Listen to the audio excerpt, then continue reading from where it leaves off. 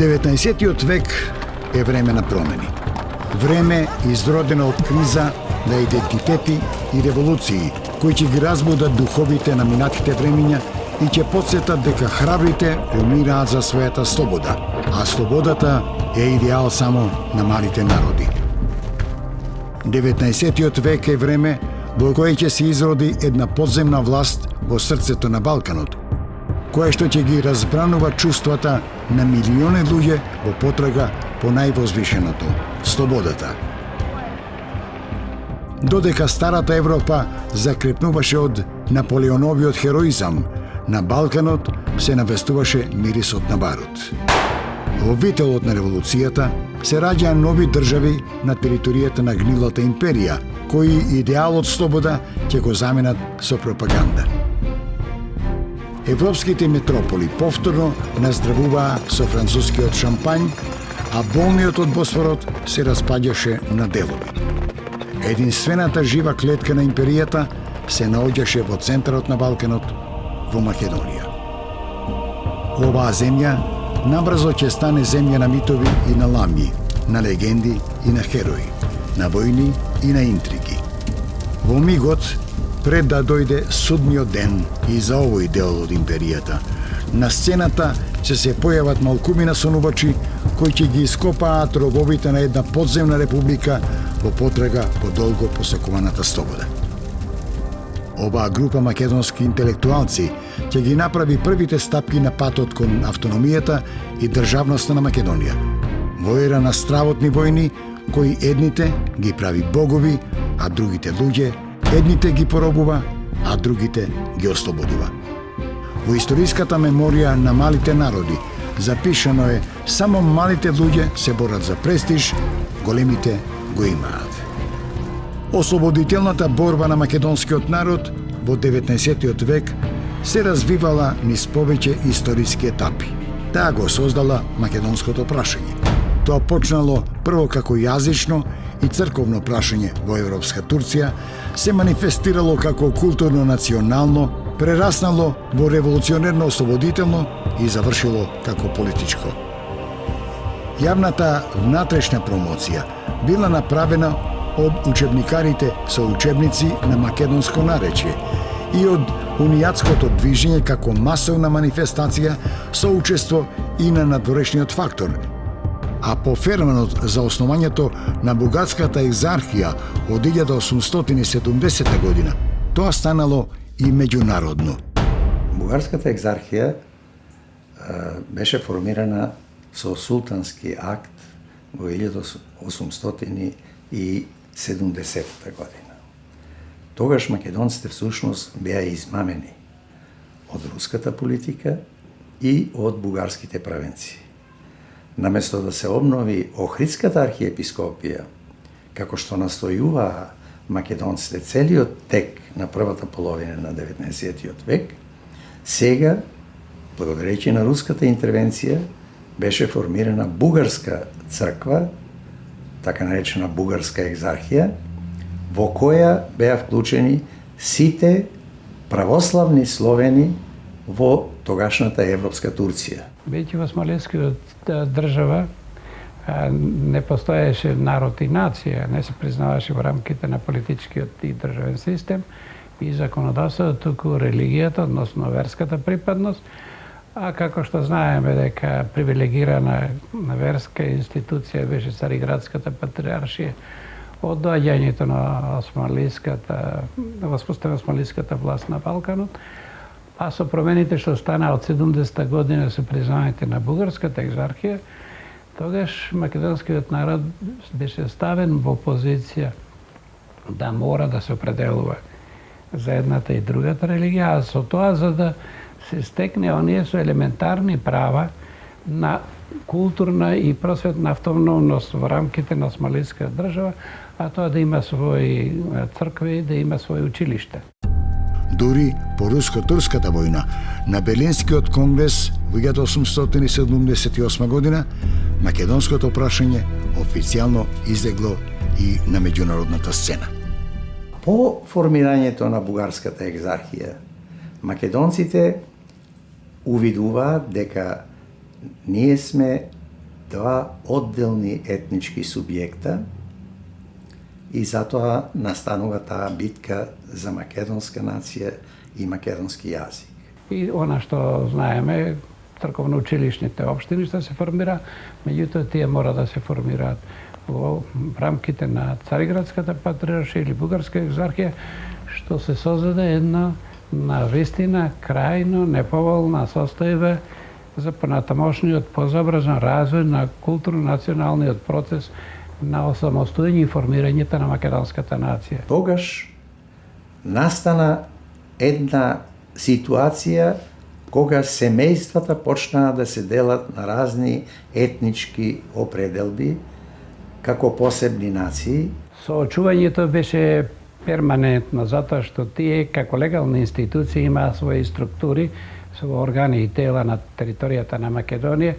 Тие практично раководеа со црковниот живот и затоа во рамките на тие организации можеше да се бара начин и пат за спротивставување на нивната во крајна линија далекосежна цел за денационализација и асимилирање на македонскиот народ, со грцизирање, елинизирање или бугаризирање. И затоа прво што се појавува кај нас? Се појавува прво стремеж за отцепување на некои од македонски црковни општини. Имаме во Охрид, имаме во Прилеп да се формираат, да се одделат една страна од бугарската екзархија, зборуваме затоа што претходно се развива тој процес напред напротив Цариградската патриаршија. На 23 јуни 1870 година, во моментот на создавањето на бугарската екзархија, во Цариградскиот печат, авторот на текстот, кој се потпишал како еден македонец, во статијата "Еден глас за цела Македонија" ги отвори прашањата. Не е срамота да ни кажат, барем да не си ја буфтаме главата суетно, да после да си имаме поголеми главоболија. Прашања македонски. Будењето на македонската национална свест во половината на 19. век е веќе сосема јасно изразена со огромна архивска и друга документација. А тоа пак резултира и со начините на дејствување. Од една страна, некои наши интелектуалци и други национални дејци, како на пример Ѓорѓе Апулевски, почнуваат да печатат книги на македонски јазик. Една година подоцна, по шумната полемика на Кузман Шапкарев и Григор Прличев со нивните бугарски опоненти, кога во вестникот Право било објавено и мислењето на македонските учители дека друго било бугарин и бугарски јазик, а друго македонец и македонски јазик. Меѓутоа, тој процес во известна смисла е прекинат со појавата на бугарската екзархија во 1870 година, затоа што еден дел од овие културни македонски дејци всушност беа абсорбирани од самата екзархија. Кон која црква припаѓате? Вие сте од таа вера, односно вие сте од таа нација. И така почна да завлегува бугарското име и бугарската свест преку образованието сред македонскиот народ. Таа настапувајќи дека словенскиот јазик е единствен за сите, успеа да им обезбеди работа на сите нив и ги вклучи во своите институции и на тој начин ги стави во еден друг колосек, во една друга линија, така што по појавата на екзархијата имаме едно привремено запирање на тој македонски процес, но тоа не значи дека процесот сосема згаснал. Во таа смисла најдобра потврда представуваат движењето за црковна слобода, особено пројавувањето и засилувањето на унијатското движење, оној втор бран на унијатското движење во 70-тите години. Тоа најдобро го одразува и видниот бугарски природбенски деец, писател, поет, публицист Петко Славејков во својата статија "Македонскиот въпрос" од 18 јануари 1871 година, каде што јасно и сосема отворено првпат проговорува за македонците и нивните стремежи во борбата за свој индивидуалитет и свој јазик. Славејко кажува Македонците ја посочуваат разликата помеѓу македонското и горнобугарското наречје, од кои првото е поблизу до словенскиот јазик, а второто било помешано со татаризми и друго. Според тоа, значи, имаме една пројава на македонска национална свест и обиди за пишување на родниот македонски јазик. На 18 септември 1872 година во весникот Право, учителот Венијамин Мачуковски во огласот за подготвената граматика на македонското наречје објаснува дека Изучувањето на бугарската граматика во македонските училишта е еден од најтешките предмети за учениците. Заедно со тоа и најбестолковен. Тој им одзема доста долго време и тоа не пречи пак да немаат поим од граматиката. Тоа произлегува од несообразеноста на граматичките форми на досегашните издадени бугарски граматики со оние на македонското наречје. еден од преродбениците во македонската историја, Ѓорѓе Пулевски, во тријазичниот речник во 1875 година запишал: И македонците се народ, и местово нивно е Македонија. Нашето отечество се велит Македонија и ние се именуваме македонци.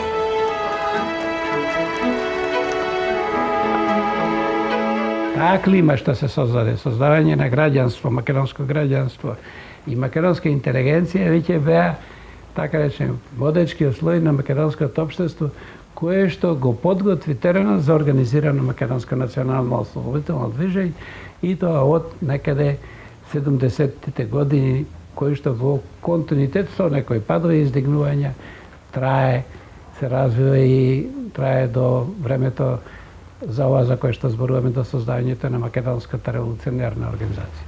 Меѓутоа, ако земете предвид дека ние имаме две важни востанија, тоа е Разловечкото во 1876 година и Кресненското македонско востание, како што самите тие го викаат, со акти што и денеска восхитуваат со својата концепција и издржаност, прецизност на државотворни акти. Така со македонското име започнала и револуционерната борба за собствена држава.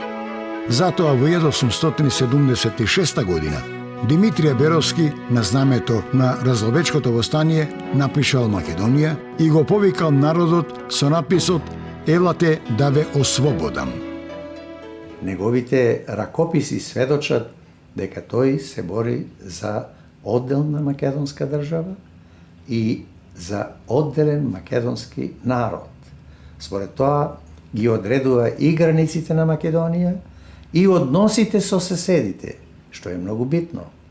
Па вклучително тука и односите со Бугарија, бугарската екзархија и во тоа време веќе бугарската држава.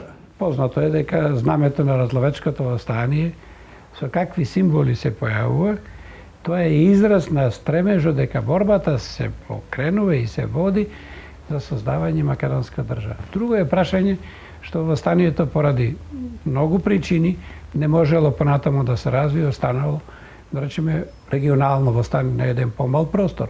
2 години подосна, востаниците во Кресненското востание го нарекува востанието македонско, а тие беа именувани како македонска војска.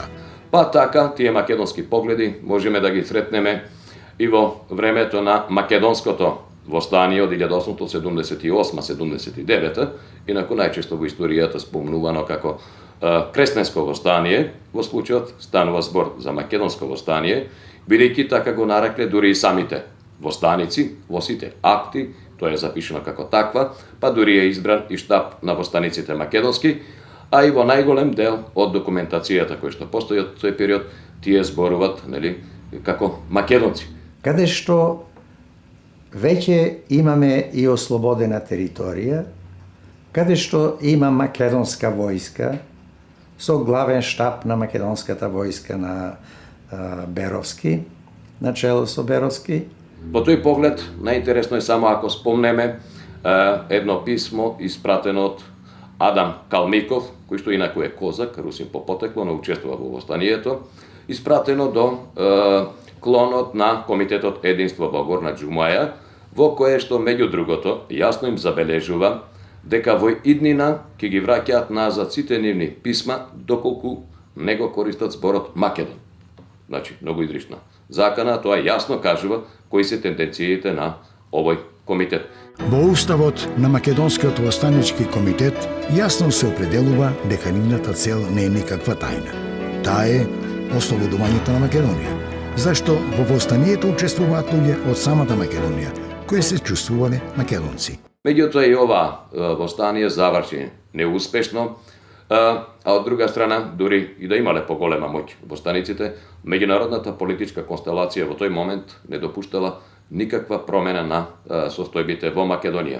Затоа во 1879 година востаничкиот војвода Пулевски ја објавил поемата Самовила Македонска и двата дела на стихозбирката Македонска песнарка, па повикувајќи се на Филип и Александар, декларира дека македонската војска се бори за кралевина Македонска. Се разбира, неговото дело, кој што тогаш е напишано, не е толку научно подкрепено. Меѓутоа, овде е важен еден друг елемент и момент, а тоа е моментот или повеќе желбата да се трага по собствената историја, по собственото минато, за да им се покаже на другите дека тие се различни од нив. Во вториот речник на Пулевски, прв пат од македонец јавно е презентирана македонската национална програма, дека татковината на македонскиот народ е Македонија, дека тие се посебна нација македонска и тие се викаат македонци, дека македонскиот јазик е посебен, надоврзувајќи се на традицијата на Кирила и Методија, и потоа зборува за нашето потекло, почнувајќи од античка Македонија па наваму. Не само кај Георгија Пулевски, туку имаме и водоцежниот период во континуитет, повикување. Тоа не беше само кај македонците, туку и кај другите народи да се повикуваат на своето славно минато. Се повикува и во времето на Илиндер на Самуил. Тама имаме, да речеме, во една прилика ќе видиме во Ресен кога се осветува една чета кај нас дека Самуиловите водници и така натаму дека осветуваат идните такви на македонската борба. Значи имаме еден и во тој смисло континуитет на повикувањето на тоа минато. Се е во функција да се изрази посебноста, историската, да се корените на историската посебност и континуитетот на таа посебност на македонскиот народ визави на соседните народи.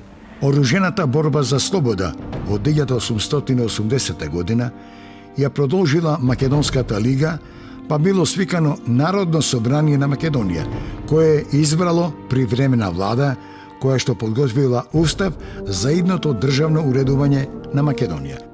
Така дојде до тоа таа влада да формира македонска војска со сите белези на регуларна народна војска, а беше донесен и првиот устав на македонската држава 1880 година.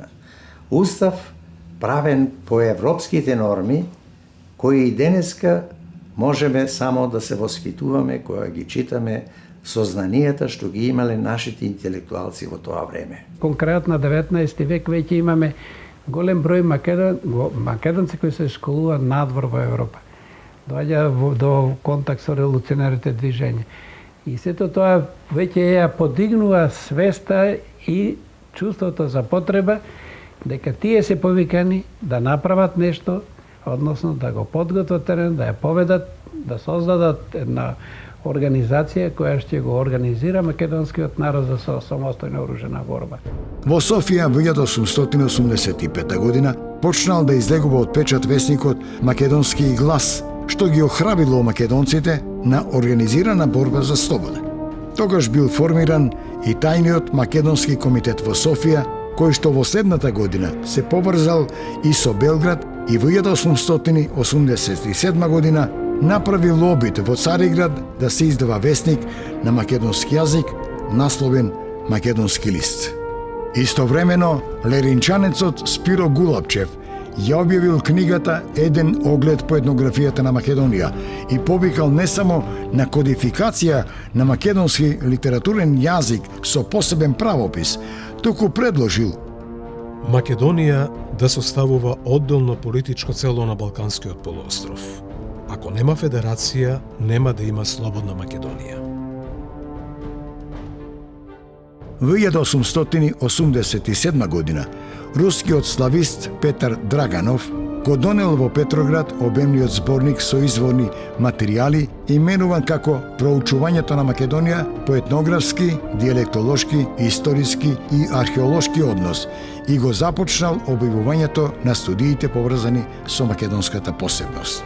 Во тоа време, од 21. октомври 1888 година, почнал да излегува и најзначајниот македонски вестник Македонија на охридскиот идеолог на лозарството Коста Шахов. Во уводникот на првиот број се објаснува: Денеска печатот е посилен од топот и со него се служат речиси сите народности во светот освен нас. Со тоа, ние самите се представуваме пред образованиот свет нешто не како народ. Најпосле ние македонците, макар и да сме едни по двојно и тројно робство, а други распрснати по разни земји, сепак не треба да си ја забораваме татковината и должни сме да работиме за подобрувањето на незината положба, зашто како народ ќе бидеме одговорни пред нашето потопство. Во вестникот се потенцира дека сепак не треба да си ја заборавиме татковината и дека сме должни да работиме за подобрувањето на незината положба, бидејќи како народ ќе бидеме одговорни пред нашето потомство. Но веќе, кон крајот на 80-тите и почетокот на 90-тите години, доаѓа до значајно раздвижување сред младата македонска интелигенција. При тоа мора да познаеме дека тоа е интелигенција која што првенствено произлегува од бугарските училишта во Македонија, односно од екзархиските училишта, каде што систематски им се наложува тие да се чувствуваат како бугари, им се наметнува бугарскиот јазик, но токму во тие средини всушност ќе започне отпорот против таквото настојување однадвор. Значи ќе почнат да се појавуваат разни ученички бунтови во кои што учениците се спротиставуваат на тоа што не можат и не сакат да работат на јазик кој што е неразбирлив за нив, туку бараат да им се предава на нивниот домашен македонски јазик. Во таков дух и стариот национално-револуционерен деец, книжевник, историчар, граматичар и лексикограф Ѓорѓе Пулевски во 1888 година во Софија е основал и првата словенско-македонска книжевна дружина, која наскоро била забранета од бугарските власти. Во следната 1889 година Пулевски ја завршил и својата фундаментална славјанско-македонска општа историја, напишана на македонски јазик заедно со ракописот на обемната јазичница. Нешто подосна, тој процес значително ќе биде поддржан и од српските политички кругови. Во случајот конкретно станува збор за Стојан Новаковиќ, истакнат српски политичар, новинар и историчар и дипломат, човек кој што сакал да ја искористи политичката ситуација во Македонија и во таа смисла во еден извесен степен започнал да ги фаворизира учебниците кои што во себе ќе содржат повеќе елементи од македонското говорно подрачје, па дури и самиот се застапувал за создавање на такви учебници. Сето тоа беше почвата на која се појави идејата на младите интелектуалци кои, незадоволни од екзархиските училишта во Македонија, како и од помалкуте српски училишта, почнаа да ја напуштаат екзархијата и подмамени од српската пропаганда отидоа во Белград да се школуваат. Но бидејќи таму веднаш наместо македонци ги декларираа како срби, старосрби, незадоволни, тие наскоро избегаа скоро сите од Србија и отидоа во Бугарија, бидејќи бугарскиот дипломатски представник во Белград им вети дека ќе им биде почитувана националноста. Младите бегалци од школите во Солун и во Белград, Петар Попарсов, Даме Груев, Никола Наумов, Ѓорѓи Белашев, Димитар Мирчев, Христо Попкоцев, заедно со Иван Хаджи Николов, Лука Джеров, кон крајот на 1890 година во станот на студентот Даме Груев во Софија ги постави основите на една студентска тајна дружба, што формално стана организационо јадро на лозарското сепаратистичко движење. Во тој круг се најде и младиот белградски бегалец Крстен Мисирков.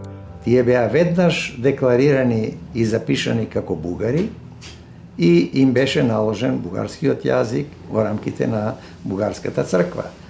Следствено, тоа беше шокантна реакција на младите македонски интелектуалци, ученици и студенти, меѓу кои беше во тоа време и Крстен Мисирков, а меѓу учениците на лозарите беше и Димитрија Чуповски. Целта на оваа дружба во прво време е да ги организира македонците во Бугарија, тие взаемно да си влијаат, да формираат кружоци во кои што ќе го изучуваат минатото на својата татковина, но и да ги одвраќаат идните македонски студенти кои што доаѓаат во Бугарија да студираат таму, да ги одвратат во смисла истите да се вратаат назад по завршувањето на образованието, значи да се вратат назад во Македонија, бидејќи таа е нивна татковина и има потреба од интелигентни сили.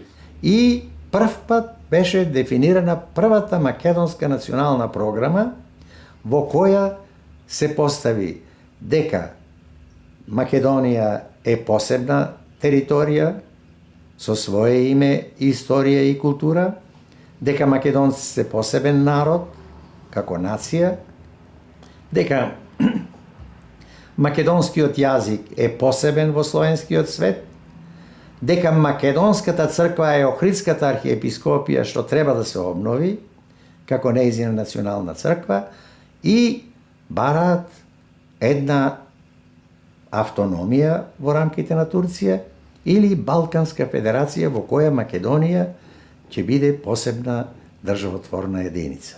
Кон крајот на 1891 и почетокот на 1892 година македонците во Бугарија се организираат во млада македонска книжевна дружина, која што си го додала епитетот книжевна со цел да ги избегнува политичките прогони од страна на власт.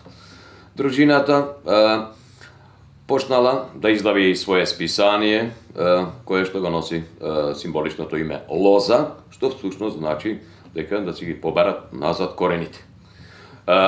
Од тука и припадниците кон дружината се наречени лозари, а прв уредник на списанието е, односно редактор е Петар Попарсов. Тие своето списание почнаа да го пишуваат со македонски правопис и на еден македонско-бугарски јазик. Значи, тие не се бугари. Исто така, тие уште во првиот број најавија дека Македонија е посебна земја, дека нејзиното име е Македонија, дека македонскиот народ е посебен и, како што велеше и Пулевски порано, тие се македонци, дека македонскиот јазик е одделен словенски јазик и затоа го пишуваат така и своето списание, афирмирајќи еден македонски правопис, фонетски правопис. Меѓутоа, токму со тоа, дружината всушност го испровоцирала бугарското јавно мнение, бугарските политички фактори и од тука против неја се покренува една голема хајка во Бугарија, а предводник е весникот Свобода, кој што минува како неофицијален орган на бугарската влада. Во овој весник припадниците на дружината се обвинети за сепаратисти, дека тоа се луѓе кои што го имаат тенденции не толку од јазички аспект, туку повеќе да докажат дека нивната татковина е Македонија, дека во неја живее народ кој што е различен од српскиот, грчкиот и бугарскиот и кој што треба да се именуваат македонци и дека крајна цел на дружината е да создадат сепак еден одделен македонски јазик за чије основа треба да бидат земени диалектите од крајните југозападни и од централните делови на Македонија. Во таков дух И со таква национална платформа се градеше идеологијата на Македонската револуционерна организација. Со таква свест, лозарите тргнаа да станат илинденци. За жал, оваа дружба не успеа до крај да ја реализира својата идеја за издавање на весникот од политички причини пред се. Првим во тој период во Бугарија имаме обид за атентат на премиерот Стамболов. Меѓутоа, наместо тој во атентатот беше убиен бугарскиот министер за финансии, па поради тоа властите преземат обсежни истражни действија, а први на удар се македонците. Биле уапсени Даме Груев и Никола Наумов, а другите членови на дружината биле разбегани. По излегувањето на 4 броја од весникот, бидејќи тие излегуваат како двоброј, на крајот на криштата самиот весник ќе биде забранет, а најголем дел од припадниците на лозарите ќе бидат растурени, ќе бидат изгонети од Бугарија. Еден дел од нив ќе се вратат во Македонија, а другите обстојуват и понатаму во Бугарија. На поставеното прашање за печатењето на списанието Лоза, Даме одговорил дека Овдешните списанија не можат да обезбедат доволен простор за македонските проблеми, а положбата во Македонија е таква што бара посебно гласило. Тие се принудени да ја прекинат својата дејност во тој момент се додека власта спроведува масовни истражни действија и се разбира да продолжат во едно друго поблагопријатно време. Токму тоа организирањето на македонските интелектуалци во Бугарија во рамките на малата македонска книжевна дружина и она што го познаваме понатаму како лозарство, идејно го подготвија и подносно практично ја подготвија програмата или она што го актуализира прашањето за создавање македонска револуционерна организација, односно револуционерна организација која ќе го подготвува македонскиот народ за оружена борба за ослободување. Дури тие преземаа одредени акции таму и ги развиваат и дебати на културен план, го актуализираат посебноста на македонскиот јазик. И тоа жестока реакција предизвика во Бугарија. Тоа беше почувствувано од бугарскиот државен апарат дека се случува крупни настани во македонските средини, затоа ригорозно презеда мерки за пресметување. Она што е интересно за оваа дружина, тоа е фактот дека низ неа се вртеле и поминале многу личности кои што потоа оставиле значаен белег во македонскиот културен, политички и револуционерен развој. Многу од нив стана револуционери и се најдоа се броја меѓу челните редови на Македонската револуционерна организација. Други пак се најдоа во редовите на Врховниот македонски комитет, кој што исто така е македонска организација, а трети пак градеа политичка кариера во Бугарија, играјќи токму на картата на македонското прашање. Груев потенцирал дека на македонците им престои долга и макотарна борба за обединување, како и борба за спротивставување не само на турскиот терор, туку и на туѓите пропаганди што го цепат македонскиот народ на срби, грци и бугари. По неколку месеци, од кој ќе заврши истрагата, Дамјан Груев се вратил во Македонија, меѓутоа останатите што останале во Бугарија повторно се враќаат на своите стари идеи и ја организираат младата македонска книжевна дружина. Сето ова се совпаѓа и со акцијата на митрополитот Скопски Теодосија Гологанов, кој ја отворил Бугарската екзархија и ја побарал Охридската архиепископија како македонска црква, па макар и под унијатска заштита. Во тој период имаме исто така многу силно организирана борба за решавање на македонско црковно прашање, како посебно црковно прашање со создавање или возобновување на Охридската архиепископија, нели митрополитот Теодосиј. И исто така тука се жестоките акции што ги превзеда и Бугарската екзархија и Цариградската патриаршија за да се елиминира, едноставно да се спречи тој процес. И тој во јавноста бил маркиран како идеен зачетник на сепаратизмот и како македонец опасен за бугарштината. Добар дел од бугарската наука смета дека Македонија е дел од бугарската историја, македонците се дел од бугарскиот народ и според тоа ги нарекоа борците за македонска национална програма сепаратисти, што значи изделување одделување од телото на бугарскиот народ. Тоа е тој сепаратизам. И самите македонци не се нарекуваа сепаратисти, иако подоцна тој термин веќе означуваше македонска национална програма. Во 1892 година во градот Костур, општината исто така и отвали екзархијата и го воведе македонскиот јазик во училиштата и во администрацијата и почнаа да пишуваат своји учебници, речник и граматика. На учителскиот собир во Воден, учителот Иван Гогов во рефератот побарал да се упати апел до високата порта за давање црковна и културна автономија на Македонија преку обновување на старата Охридска архиепископија и создавање народна просвета надвор од црковните институции. лозарите станаа свесни дека во Бугарија нема услови за легална дејност на македонците за слободата на Македонија, па затоа некои од незините членови, највидни членови, се вратија во татковината и станаа основачи на организацијата што ќе го подготви и ќе го изведе Илинденското востание. Меѓутоа, лозарите имаа битно влијание за формирање политичката програма на Македонската револуционарна организација или, нели, Петар Попарсо и остани и една посебна книга објави таму, Стамболовштината и така натаму, во која што, ако внимателно се прочита, ќе се види токму таа политичката компонента за едната политичка програма на Македонската револуционарна.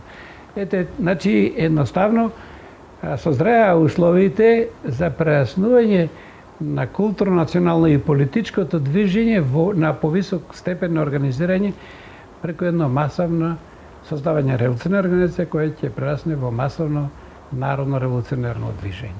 Тоа се условите пред формирањето на организација. Ете, видите, имаме еден полн континуитет на развитокот на македонската национална свест, со тоа значи и на македонската национална мисла, за свој национален индивидуалитет, за свој јазик, своја црква и своја држава. Тоа е пресватниот момент од македонската револуционерна историја, што водел кон највисокиот дострел, Илинденското востание во 1903 година.